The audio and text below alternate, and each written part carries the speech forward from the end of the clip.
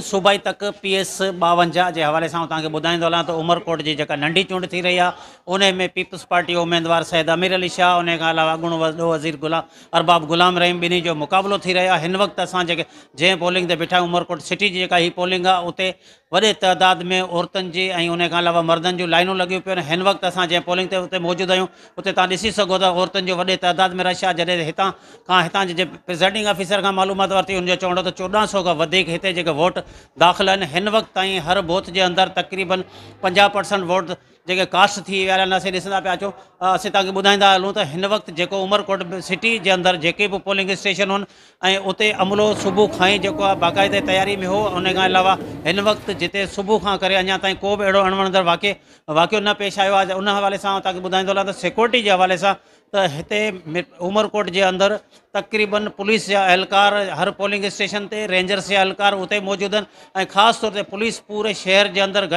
गश्त करे रही है। मगर वोटन के हवाले से तव्हांखे ॿुधाईंदो हलां ॿई पार्टियों एक ॿिए जी जेका ज़ोर आज़माई करे रहियूं आहिनि, पंहिंजनि एजेंटनि खे बि विहारियो अथनि। उन खां अलावा जेके मुख़्तलिफ़ ॻोठनि के अंदर गाॾियूं मोकिले पंहिंजा वोटरनि खे घुराए पियो वञे। पर लेडीज़ पोलिंग के अंदर असीं ॾिसूं पिया जेंट्स खां वॾे तइदाद में रश रहा। इन खां पहिरीं जेके मुख़्तलिफ़ असां पोलिंग स्टेशन विज़िट कया उते भी लेडीज़ पोलिंग स्टेशन ते वॾे तइदाद में रश। साॻी तरह हिन पोलिंग स्टेशन ते बि असीं तव्हांखे ॾिसींदा हलूं त लेडीज़ में तमामु वॾे तइदाद में रश लॻल आहे। हिन वक्त तव्हांखे ॿुधाईंदो हलां त सुबुह खां ही 8 वगे खां जी पोलिंग स्टार्ट थी आहे। जेके भी पोलिंग स्टेशन 128 जेके पोलिंग स्टेशन उन खां अलावा जेके इंतहाई हसास आहिनि उते CCTV कैमरो लगाए आहिनि। उन ज़रिए हिते जेके मॉनिटरिंग कई पई वञे। अहिड़ी तरह हितां जा जेके चूंडियल जेके उम्मीदवार आहिनि उहे पिणु मुख़्तलिफ़ पोलिंगनि जो गश्त करे रहिया आहिनि।